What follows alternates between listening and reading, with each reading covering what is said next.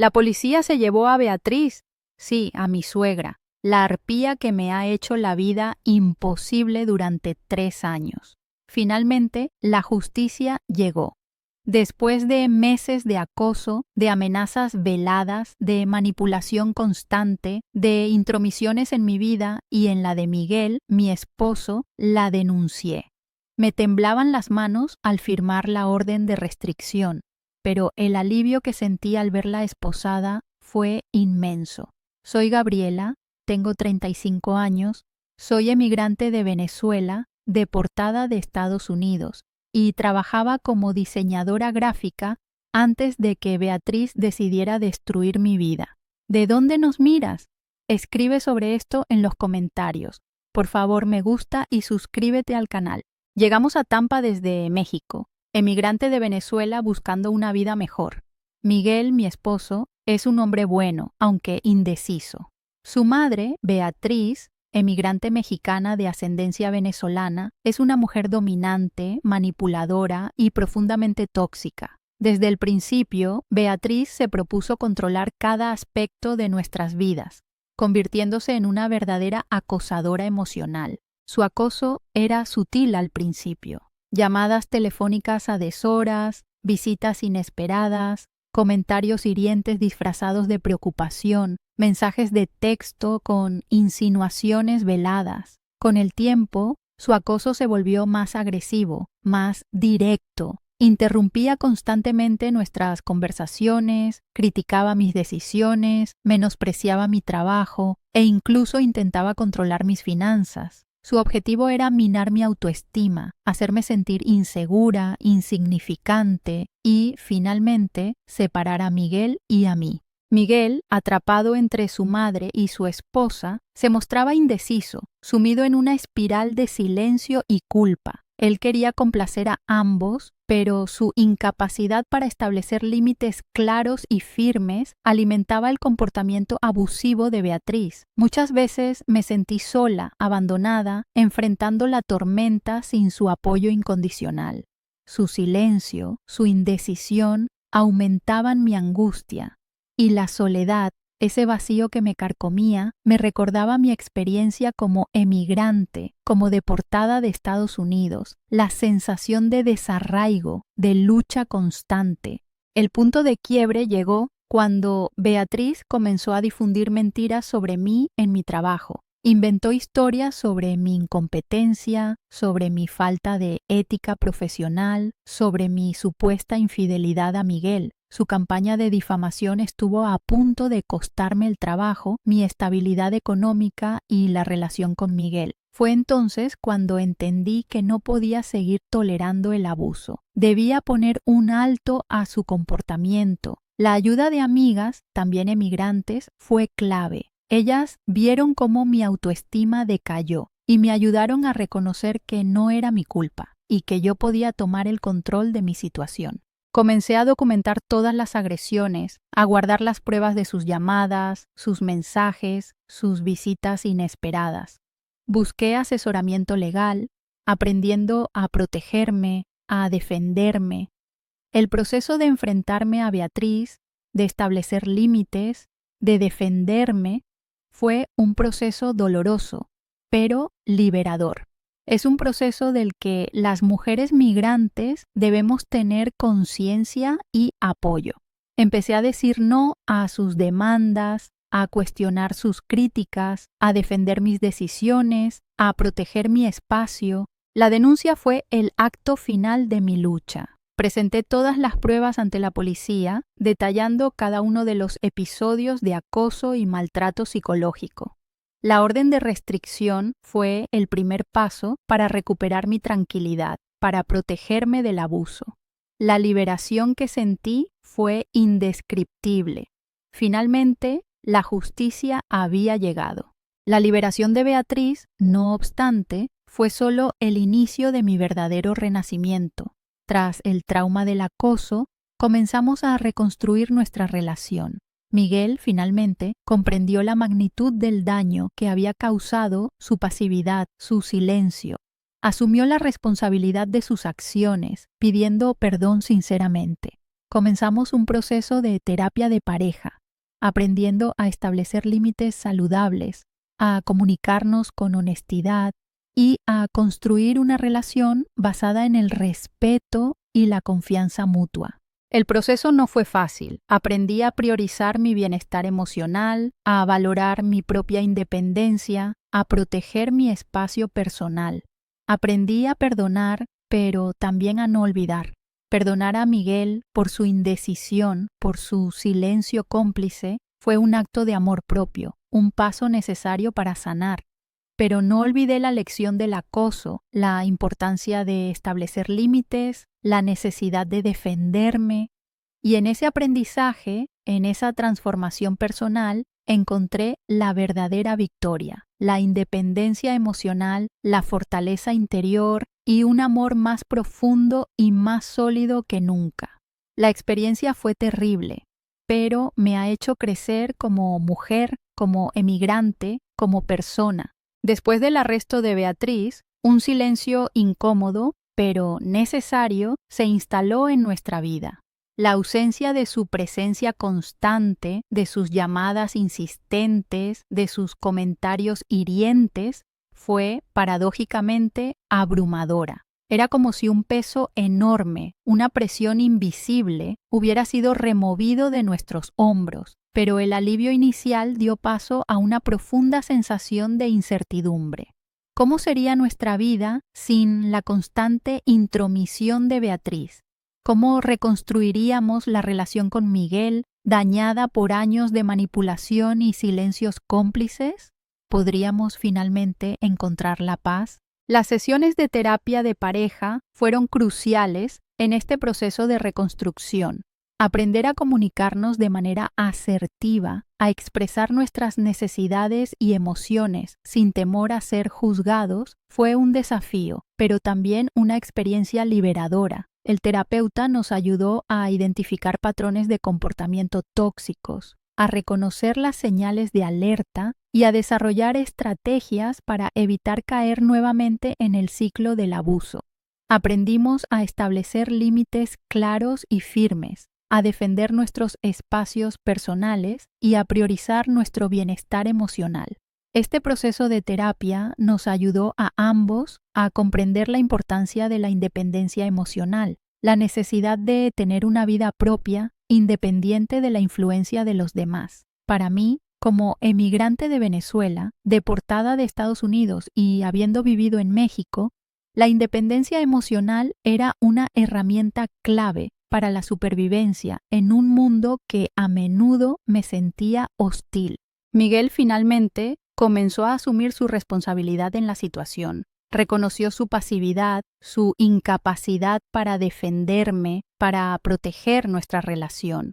Su arrepentimiento era sincero, palpable. Su deseo de cambiar, de construir una relación sana y equitativa, era evidente en cada sesión de terapia. Él empezó a cuestionar sus propios comportamientos, a desafiar la influencia de su madre, a defender nuestras decisiones como pareja.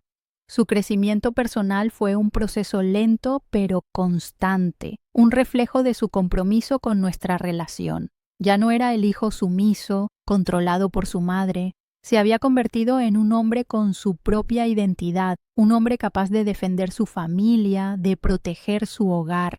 Por mi parte, la terapia me ayudó a fortalecer mi autoestima, a reconocer mi propio valor.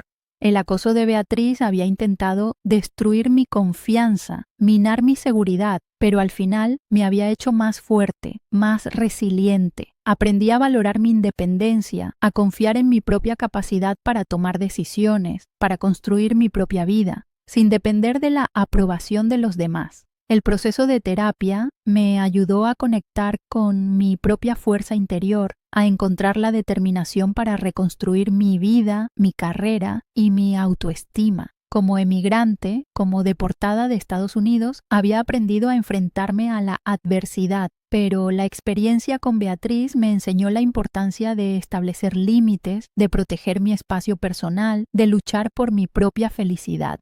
La vida, después de Beatriz, aunque diferente, era mucho más tranquila, más serena, más feliz.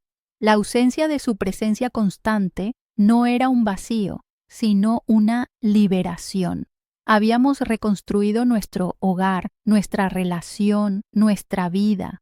Habíamos aprendido a comunicarnos con honestidad, a apoyarnos mutuamente, a construir una relación basada en el respeto, la confianza y el amor incondicional. La independencia emocional que ambos habíamos logrado fue clave para construir una base sólida para nuestro futuro, un futuro libre de la toxicidad que tanto daño nos había causado. Pero la experiencia con Beatriz nos dejó una lección imborrable: la importancia de la comunicación asertiva, la necesidad de establecer límites claros y firmes, y el valor invaluable de la independencia emocional para la construcción de relaciones sanas y duraderas. Y aunque el camino no ha sido fácil, ahora miramos hacia el futuro con optimismo, con esperanza y con la certeza de que juntos podemos superar cualquier desafío. El tiempo, ese gran sanador de heridas, fue tejiendo lentamente una nueva realidad para Miguel y para mí. La ausencia de Beatriz en nuestras vidas no fue un vacío, sino un espacio que llenamos con amor, con confianza, con proyectos compartidos. Nuestra relación, fortalecida por la terapia y por la superación de la adversidad, se consolidó. Aprendimos a comunicarnos con honestidad, a expresar nuestras necesidades y emociones sin temor a ser juzgados, a apoyarnos incondicionalmente en los momentos difíciles. La independencia emocional que habíamos logrado fue el cimiento sobre el cual construimos una relación sana, equitativa y profundamente amorosa. Mi carrera profesional también floreció. La experiencia traumática con Beatriz, aunque dolorosa, me había enseñado la importancia de la autoconfianza y la asertividad. Me convertí en una diseñadora gráfica más segura de sí misma, más determinada, más creativa. Mi trabajo se enriqueció, mi visión se amplió. Los proyectos que emprendí fueron más ambiciosos, más desafiantes y, sobre todo, más satisfactorios. El reconocimiento profesional me brindó una profunda satisfacción, una validación de mi talento y mi capacidad. Sentí el orgullo de haber superado la adversidad, de haber convertido un momento doloroso en una fuerza impulsora para mi crecimiento. Como emigrante de Venezuela, deportada de Estados Unidos y con una experiencia previa en México, la independencia económica era una meta crucial, no solo por la seguridad material, sino por la autonomía personal y la libertad emocional que ella otorgaba. Miguel, por su parte, también experimentó un crecimiento personal significativo. Su relación con su madre cambió radicalmente. Ya no era el hijo sumiso que obedecía ciegamente a su madre. Se había convertido en un hombre con su propia voz, capaz de tomar sus propias decisiones, de defender sus convicciones, de proteger su familia. Su carrera profesional también despegó, alcanzando nuevos niveles de éxito. Él atribuía este progreso no solo a su talento y esfuerzo, sino también a la estabilidad emocional que había encontrado en nuestra relación. Había aprendido a priorizar su propia felicidad, a no permitir que las demandas y las presiones externas afectaran su bienestar emocional. Su independencia emocional fue, sin duda, la clave de su éxito personal y profesional. Nuestra vida en Tampa, Florida, se transformó. El hogar, antes un espacio de conflicto y tensión, se convirtió en un refugio de paz y armonía. Construimos una vida plena, llena de proyectos compartidos, momentos felices y un amor inquebrantable. Nuestro tiempo libre lo dedicábamos a actividades que nos apasionaban, desde viajes cortos a la playa hasta noches de cine en casa. Cultivamos relaciones sanas con amigos y familiares, construyendo una red de apoyo que fortaleció nuestra estabilidad emocional. El pasado, con su dolor y sus cicatrices, se convirtió en una lección valiosa, un recuerdo que nos impulsaba a valorar el presente, a construir un futuro lleno de esperanza. Habíamos aprendido a perdonar no solo a Beatriz, sino a nosotros mismos. Perdonar a Beatriz por el daño causado fue un proceso largo y complejo, pero necesario para nuestra propia sanación. Perdonar a Miguel por su pasividad inicial fue un acto de amor y de confianza en su capacidad de cambio.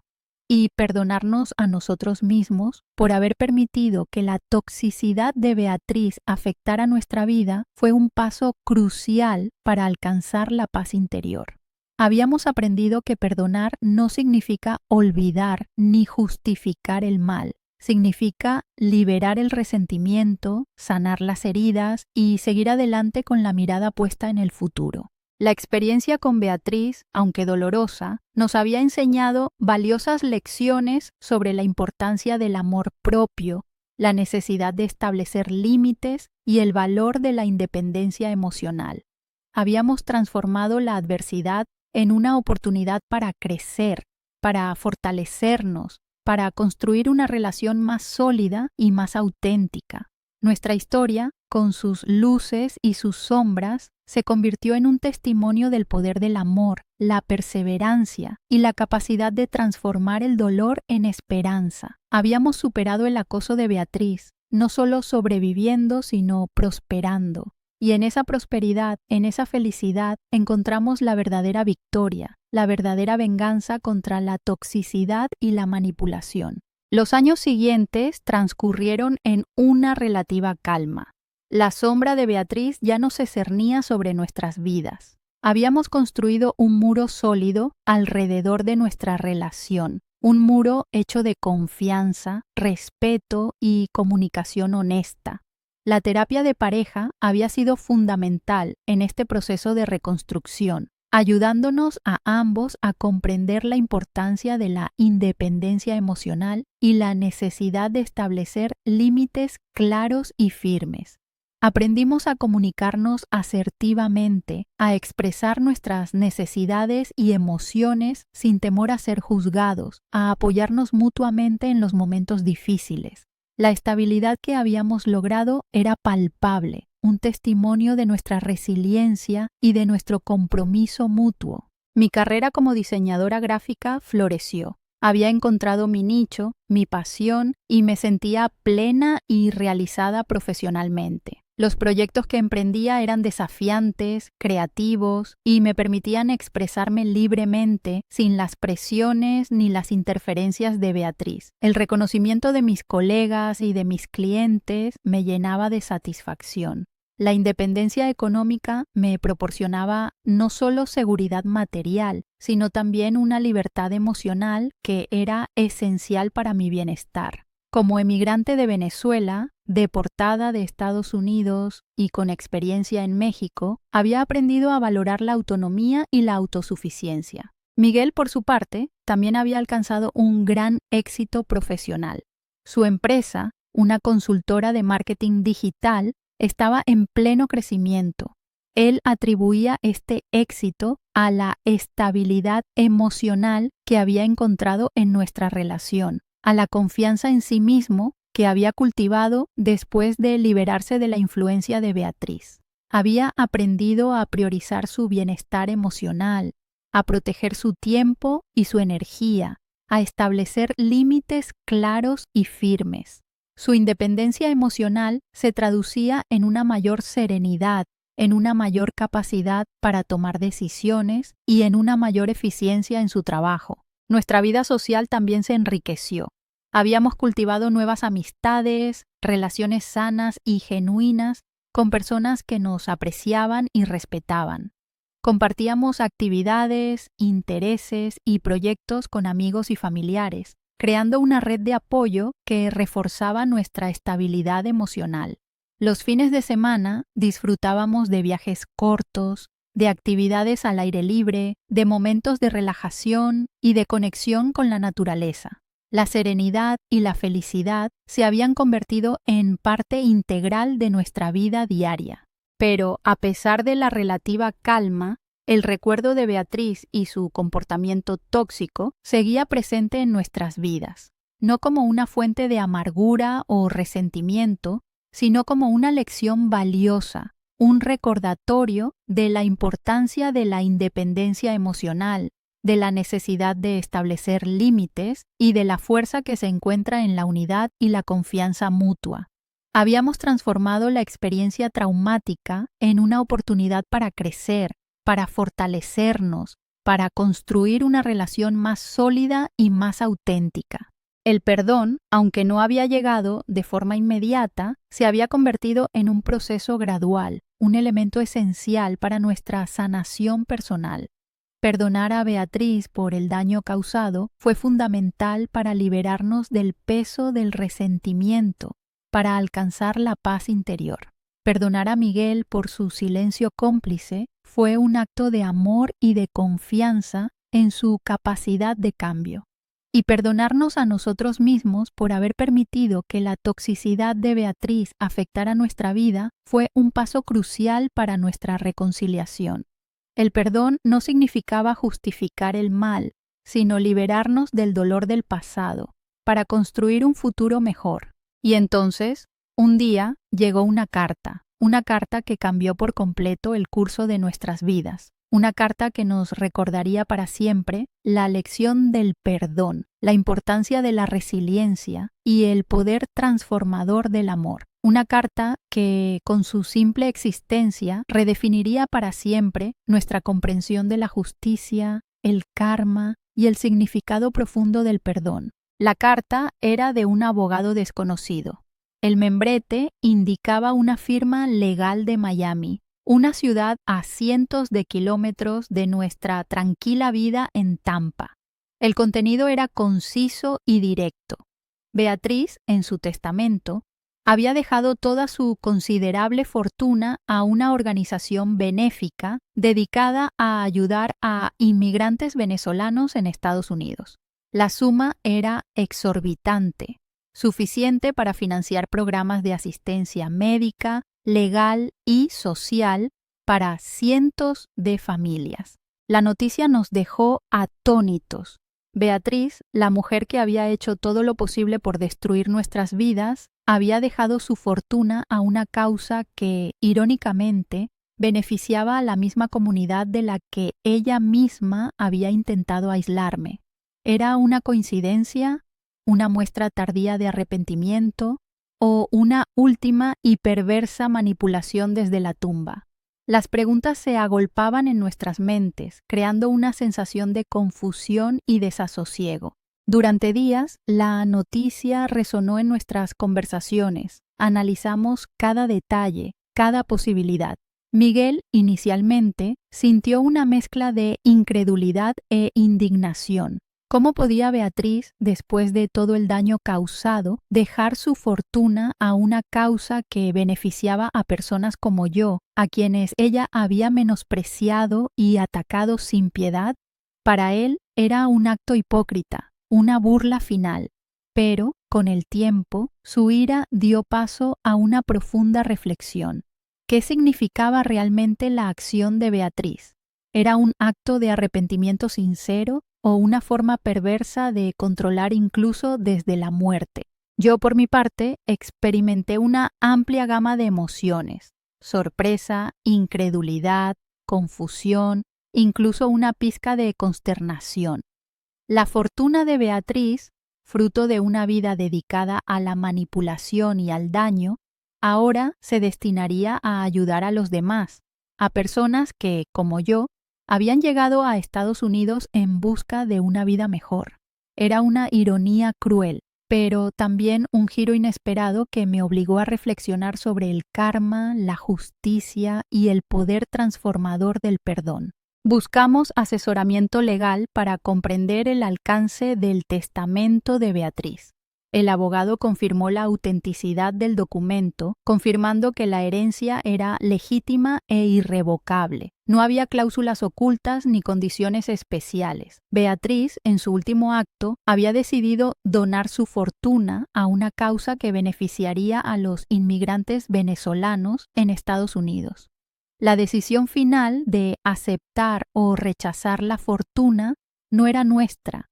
El destino de la fortuna estaba sellado, independiente de nuestra voluntad o deseos. La decisión estaba tomada y era irrevocable. La noticia de la donación se difundió rápidamente en la comunidad venezolana de Tampa. Muchos inmigrantes expresaron su gratitud por la generosidad de Beatriz, aunque muchos otros manifestaban su rechazo ante la ironía de la situación. La donación generó un debate, obligando a muchos a confrontar sus propios sentimientos sobre el perdón, la justicia y la capacidad de transformación del ser humano. Algunos la vieron como un acto de arrepentimiento tardío, una forma de compensar el daño causado. Otros como una manipulación final, una estrategia perversa para limpiar su imagen desde el más allá. La noticia resonaba con la experiencia vivida. Recordamos el acoso, la manipulación, el sufrimiento causado por Beatriz, pero también recordamos nuestro propio camino hacia la sanación, la reconstrucción de nuestra relación, el crecimiento personal que habíamos logrado. La donación de Beatriz, irónicamente, se había convertido en un símbolo de nuestro triunfo, una prueba palpable de que, incluso en la oscuridad, la luz puede encontrar su camino. Y en esa reflexión, en esa comprensión de la ironía, encontramos la paz y el cierre que tanto necesitábamos. Había concluido un capítulo muy doloroso de nuestras vidas. Ahora estábamos preparados para mirar hacia el futuro con serenidad, con optimismo, con la certeza de que habíamos aprendido valiosas lecciones sobre el perdón, la resiliencia y el poder transformador del amor. Un año después de la muerte de Beatriz y el anuncio de su testamento, recibimos una invitación a una gala benéfica. Era una celebración para conmemorar el primer aniversario de la fundación creada con la herencia de Beatriz.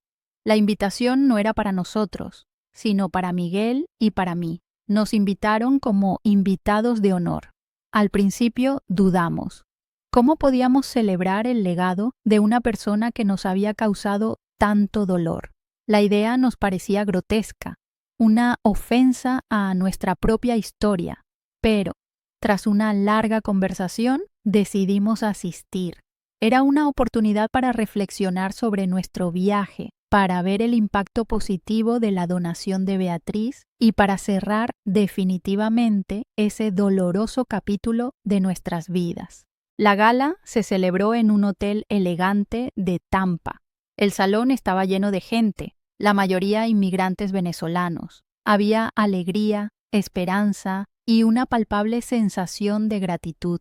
En el escenario, varios oradores hablaron de la labor de la fundación, de su impacto en la comunidad, de las vidas transformadas gracias a la generosidad de Beatriz. Sus palabras nos conmovieron profundamente.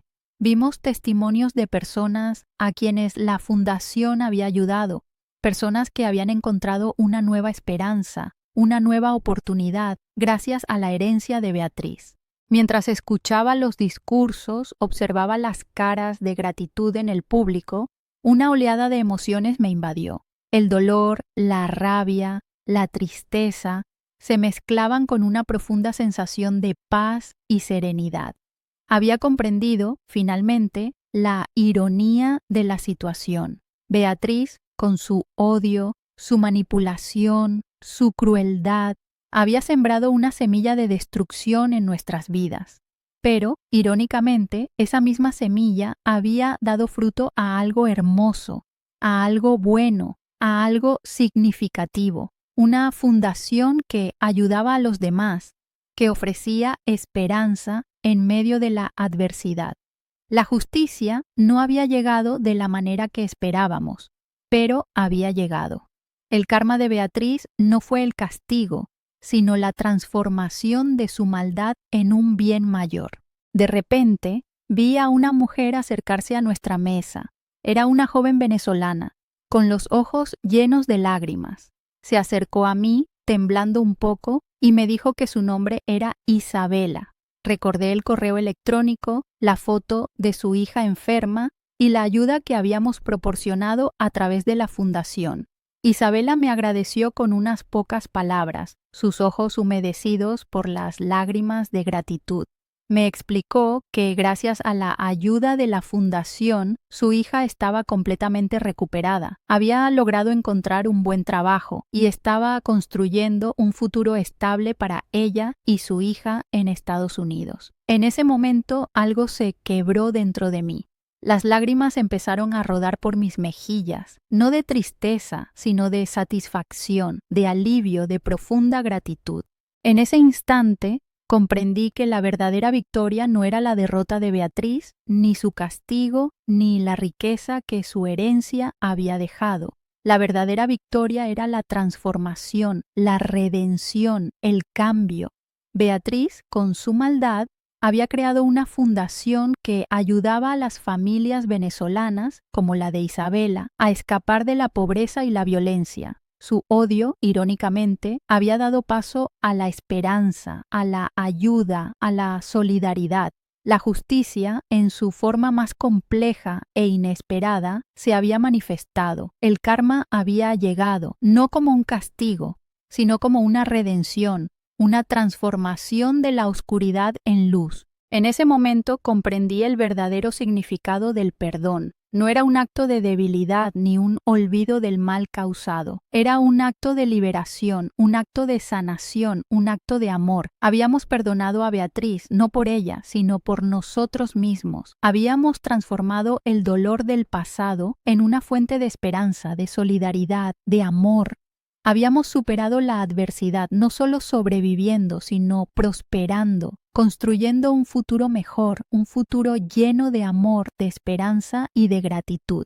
Y en esa gratitud, en esa serenidad, en esa profunda transformación, encontramos la verdadera victoria, la verdadera venganza contra el dolor y la adversidad. Nuestra historia, con sus cicatrices y sus triunfos, era un testimonio del poder del perdón, de la resiliencia y de la capacidad del ser humano para transformar la oscuridad en luz. Y en esa luz, en esa esperanza, encontramos nuestra verdadera felicidad.